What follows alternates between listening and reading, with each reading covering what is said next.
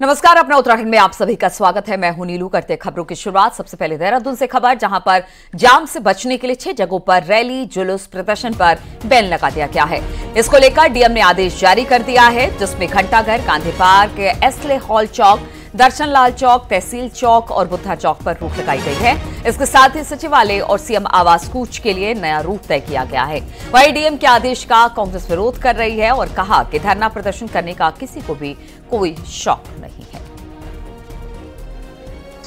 आज किसी को शौक है कि देहरादून में जाकर अपने घर परिवार को छोड़कर बहुत हफ्ते 2 हफ्ते वहां पर धरना प्रदर्शन करने का किसी को शौक है?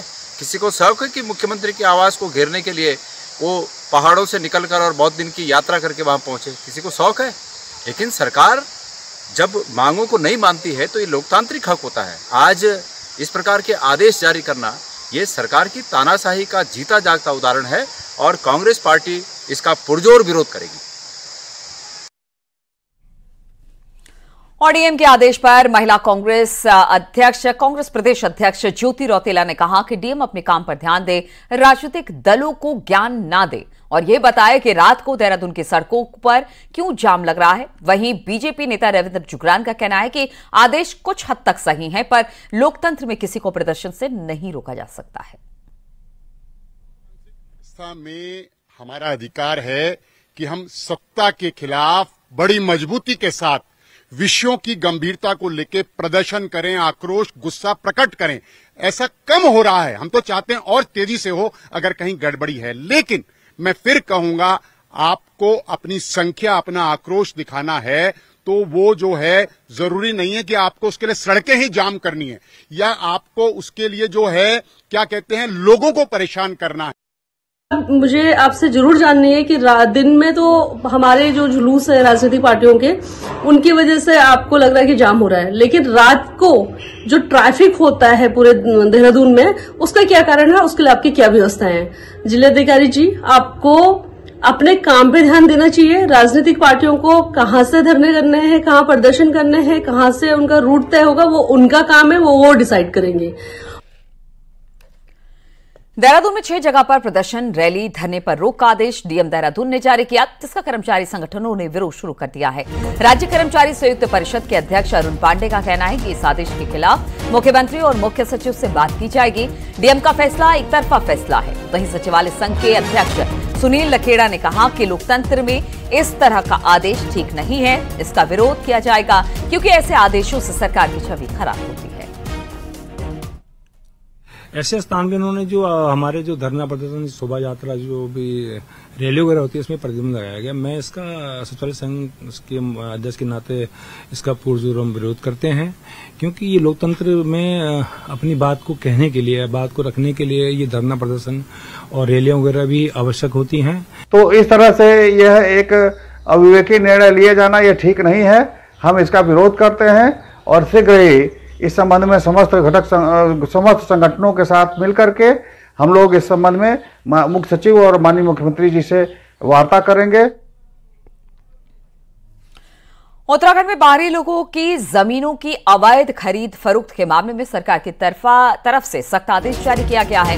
सीएम धामी के निर्देश पर मुख्य सचिव ने रेवेन्यू बोर्ड, गढ़वाल कमिश्नर और कुमाऊं कमिश्नर को यह आदेश जारी किया है।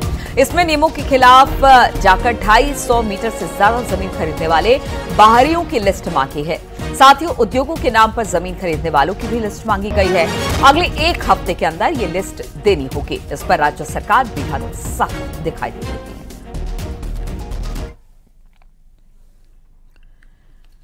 रुद्रप्रयाग में डीएफओ कार्यालय के पास देर रात को एक गाड़ी बेकाबू होकर गहरी खाई में जा गिरी, जिससे 4 लोग गंभीर रूप से घायल हो गए। सूचना पर पहुंची डीडीआरएफ की टीम ने घायलों का रेस्क्यू कर इलाज के लिए अस्पताल में भर्ती कराया, जबकि 2 घायलों की इस वक्त हालत गंभीर है। इसे देखते हुए हायर सेंटर श्रीनगर भेज दिया गया।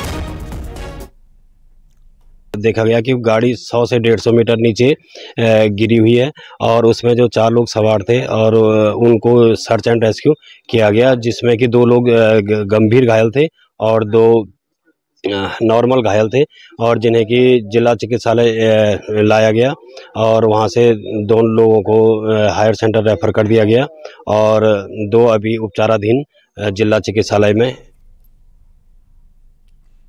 तो आखिरकार सरकार ने छात्र संघ चुनाव की तारीखों का ऐलान कर दिया। उत्तराखंड के सभी विश्वविद्यालयों के कैंपसों और इनसे जुड़े कॉलेजेस में 25 अक्टूबर को एक साथ चुनाव कराए जाएंगे। 25 अक्टूबर को सुबह से दोपहर तक स्टूडेंट्स यूनियन के चुनाव के लिए मतदान होगा और फिर शाम के समय वोटों की काउंटिंग।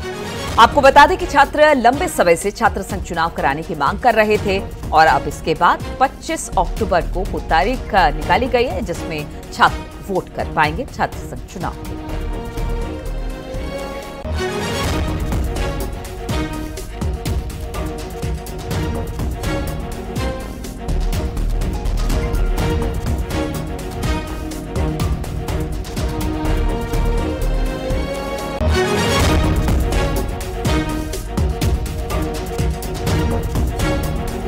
इस वक्त पुलिस और बताया ये जा रहा है कि उत्तराखंड में छात्र संघ चुनाव जल्द कराएंगे और 25 अक्टूबर का समय रखा गया है।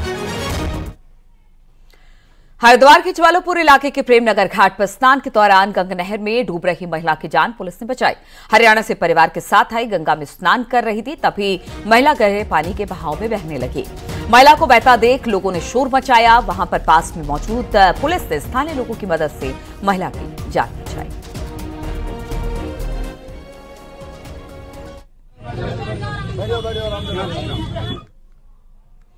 ऋषिकेश के मुनि की रेती क्षेत्र में एक युवक को झांसे में लेकर उसके साथ लगभग 15,77,000 की धोखाधड़ी करने का आरोप लगा है। 2 आरोपियों को पुलिस ने गिरफ्तार भी किया है। बीते दिनों मुनि की रेती के रहने वाले रविंद्र सिंह के साथ फरीदाबाद निवासी 2 ठगों ने फोन कॉल पर एक ऐप डाउनलोड करवाने के बाद 15,77,000 की धोखाधड़ी कर ली थी।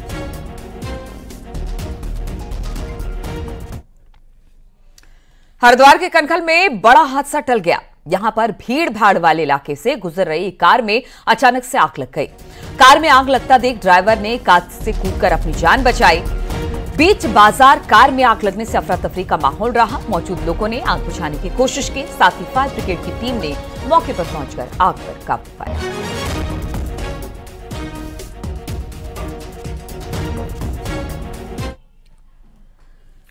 हरिद्वार में मनसा देवी मार्ग पर आज सुबह जंगली हाथी के आ जाने से अफरा तफरी मच गई। नवरात्र के चलते मनसा देवी मंदिर पैदल मार्ग पर सुबह से श्रद्धालु पहुंचने शुरू हो गए थे।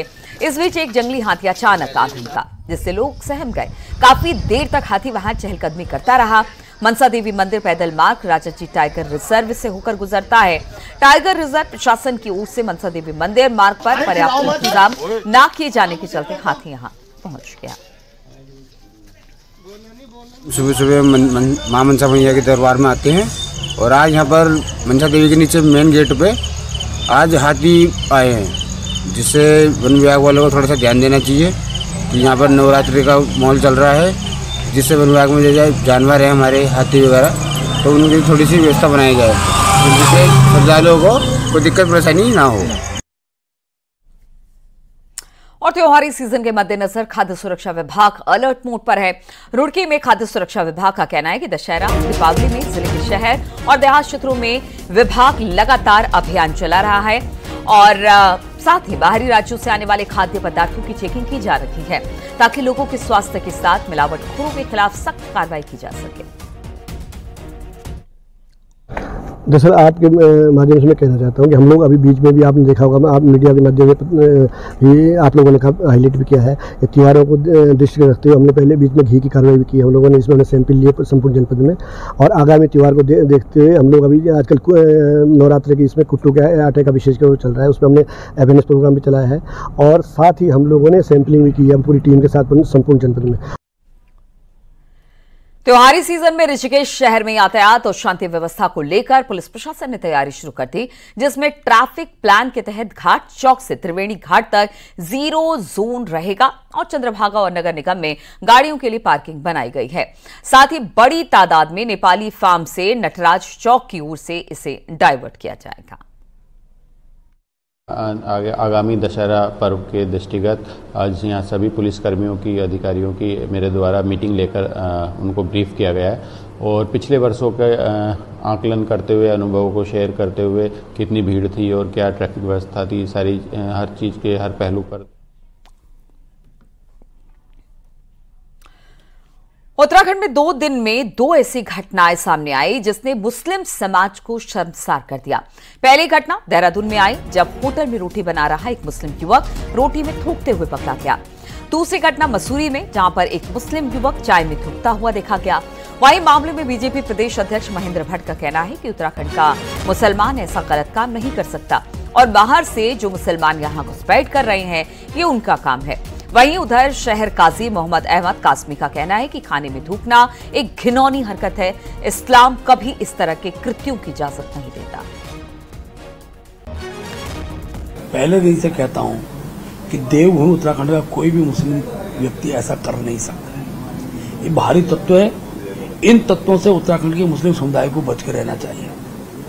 जो इस प्रकार की घटनाएं जो अमानवीय है और जिसके कारण विद्वेष खड़ा होता है, एक तंत्र बाहरी तत्वों द्वारा उत्तराखंड के अंदर है। मैं उत्तराखंड के सभी मुस्लिम समुदाय के भाइयों से आग्रह करता निवेदन करता हूं कि ऐसे तत्वों को स्वयं बेनकाब करे।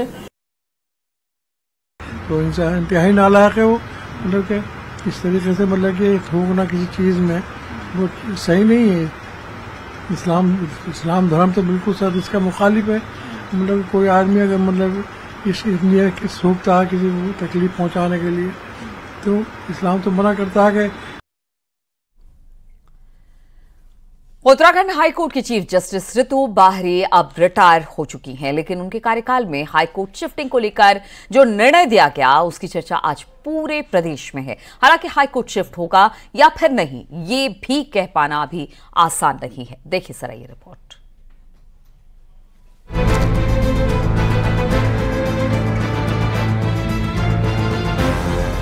पिछले 1.5 साल से उत्तराखंड हाईकोर्ट को नैनीताल से हल्द्वानी या किसी और जगह पर ले जाने का मामला गरमाया हुआ है, लेकिन तकरीबन 8 महीने पहले इस मामले में एक नया मोड़ आ गया जब नैनीताल हाईकोर्ट की चीफ जस्टिस वाली बेंच ने इसे हल्द्वानी की जगह कहीं और शिफ्ट करने को लेकर अपना फैसला सुना दिया, जिसके खिलाफ एक याचिका सुप्रीम कोर्ट के दरवाजे पर है और हल्द्वानी के वकील अभी भी नैनीताल हाईकोर्ट को हल्द्वानी शिफ्ट कराने के लिए लामबंद हैं। जब उत्तराखंड बना तो राजधानी देहरादून में बनी और हाईकोर्ट नैनीताल में बना, तो क्षेत्रीय संतुलन के हिसाब से भी, वादकारियों के हित के हिसाब से भी तो नैनीताल से अन्यत्र का तो हम लोग समर्थन नहीं कर रहे थे। लेकिन हमने कहा कि अगर भौगोलिक परिस्थितियां जिस तरह से यातायात प्रभावित होता है और नैनीताल में उतना क्षेत्र नहीं है, अगर इस तरह की कोई बात आती है तो नैनीताल में ही अगर शिफ्ट हो तो हल्द्वानी हो, तो हल्द्वानी ने हमेशा इसका समर्थन किया। दूसरी तरफ कांग्रेस की मांग है कि हाईकोर्ट शिफ्टिंग के मसले पर सरकार अपनी राय स्पष्ट करे। तो सबसे पहले तो सरकार क्या चाहती है, सरकार अपनी स्थिति को इस विषय में स्पष्ट करे। और देखिए कांग्रेस तो जब कोई स्थिति स्पष्ट होगी, अब ये तो हम सुने जा रहे हैं कि हाईकोर्ट शिफ्ट होगा, हाईकोर्ट शिफ्ट होगा, अभी उस पर कोई प्रक्रिया तो चालू हुई नहीं। दरअसल नैनीताल में हाईकोर्ट के विस्तार के लिए जगह नहीं है। दूसरा, वहाँ टूरिज्म डेस्टिनेशन होने के कारण रहना और खाना महंगा है। हाईकोर्ट जाम की वजह भी है। ऐसे में 1.5 साल पहले तत्कालीन चीफ जस्टिस विपिन सांघी ने हल्द्वानी शिफ्ट करने का फैसला लिया था, जिस पर राज्य से लेकर केंद्र सरकार तक सहमत थे। लेकिन 8 महीने पहले जस्टिस सांघी के रिटायरमेंट के बाद इसमें केंद्र की एनवायरमेंट कमेटी ने पहला रोड़ा अटकाया और फिर नई चीफ जस्टिस ने कोर्ट को गढ़वाल की तरफ ले जाने का फैसला सुना दिया। इस समय मैं हल्द्वानी के गौलापार के उसी इलाके में खड़ा हूँ जहाँ पर तकरीबन 1.5 साल पहले हाईकोर्ट को शिफ्ट करने का फैसला लिया गया था, यानी हाईकोर्ट को नैनीताल से हल्द्वानी इसी जगह पर बनाया जाना था। लेकिन हाईकोर्ट का निर्णय और उससे पहले जो केंद्र सरकार का एनवायरमेंट डिपार्टमेंट है उसने इस जमीन को क्लियरेंस नहीं दी, जिसके कारण ये मसला अभी तक अटका हुआ है और लोगों को अभी तक पता नहीं है कि हाईकोर्ट शिफ्ट होगा या फिर नैनीताल में ही रहेगा। शैलेंद्र नेगी, न्यूज़ 18, हल्द्वानी।